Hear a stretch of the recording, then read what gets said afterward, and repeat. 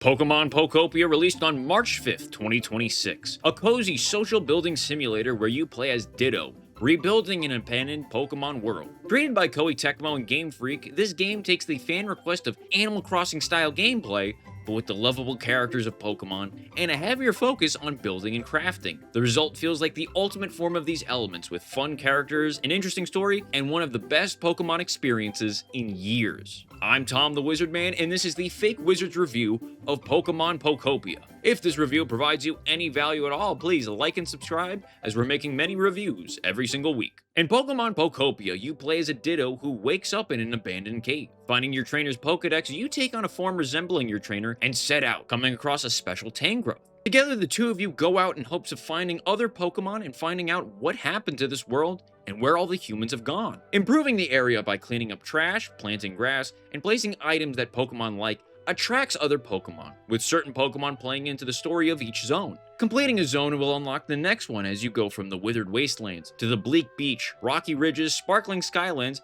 and Pallet Town, a sandbox zone meant for you to build and mess around with your friends. Going through the zones, you'll uncover more of the lore by finding items on the ground, which explains what happened and where all the humans went. The gameplay is a mashup of your cozy social building sims with elements of Animal Crossing, Minecraft, Stardew Valley, and more. Playing as Ditto, you'll clear away overgrown and destroyed parts of the zone, collecting resources to be used in crafting. Using different blocks and items, you'll turn these deserted zones into livable spaces for all the different Pokemon to move into and enjoy. Playing as Ditto, you're also able to emulate the different abilities of some of the Pokemon around you, allowing you to better terraform the environments as well as swimming, gliding, and more. The Pokemon you find also have their own functions that can be utilized in each zone. Each one will have a skill or multiple skills that they can do to help out around. Each Pokemon has preferences on their environment. Matching them up to that environment raises their happiness, which raises their environment level, opening up more items in the shop. Pokopia is not a highly intensive game. Instead, it's meant to be a more simple, laid-back, cozy type of game. How you choose to create the habitats and houses for the different Pokemon are entirely up to you. That being said, this game is evil. Any game that you sit down to play for 30 minutes and then 6 hours goes by is an evil game. There has to be some dark magic attached to it that it's able to bend time so easily. A game that does that cannot be healthy for the human brain. Pokopia is one of those games. It is extremely addicting. The progression this game has of discovering a new area, fixing it up, getting new Pokemon to show up, and doing the area quests is such an enjoyable gameplay loop. The zones when you first get to them are destroyed, but have a framework left over for you to either draw inspiration from and build upon, or take down entirely to put your own idea up. And each zone is so aesthetically different from each other that when you first get there, you can't help to just want to go out and explore and see what other special crevices are hidden behind specific walls and areas. Where Pokemon Mystery Dungeon goes in one direction, where Pokemon are the primary residents being able to communicate with each other and be their own people, Pokopia goes in the opposite direction, being like modern-day pets. They're Pokemon and they talk to each other in the game, yes, but their motivation comes down to, oh, the area is destroyed and the humans are gone. Well, we should clean it up and make it nice so they'll come back. It's a story you'd imagine could be written about a dog waiting for their owner to come home. Meanwhile, the actual background lore of what happened and how the areas you're going around are the areas you may have played in previously was super interesting and cool. Plus, the stories with the special variant Pokemon like Pikachu, Moslax, and Professor Tangrowth are also very well done. Does this game have issues?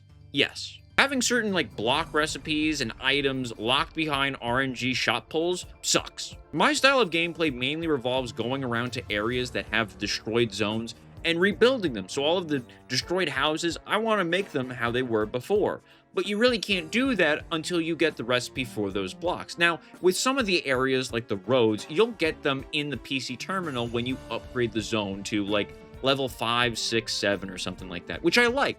That makes sense. But having something like rough walls, something that is used throughout all of the different buildings, not be available until you just happen to find it, is annoying.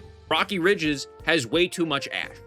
If it was 2 blocks that you're able to roll and clear with Graveler, who you get in Rocky Ridges, that would have been fine. That would have made sense. However, the amount of ash that is available in that area is annoying, which is a shame, because I really like Rocky Ridges. It was possible contender for my favorite, but the idea of having to clear out all of that ash to perfectly cleared out, I don't want to do it. The other thing is painting is a bit awkward. You have to have a Pokemon with the Crusher feet crush berries into different paint colors, and depending on which berries you choose, you may get black or white paints as well. Then you have to bring them to Smeargle, who will paint whichever objects you want to bring him. It's a lengthy process, and you need a stupid amount of paint if you actually want to use it in your buildings. You can use paint balloons instead of Smeargle, sure, but it still feels like you need an absurd amount of berries to make paint to then paint things. Berries needed to generate more paint, or there needed to be a better way to get paint. Despite those issues, this game is great. 2026 is the 30th anniversary of the Pokemon franchise, and they did a really poor job at advertising it and reinforcing it, but this game is the celebration for that 30th anniversary.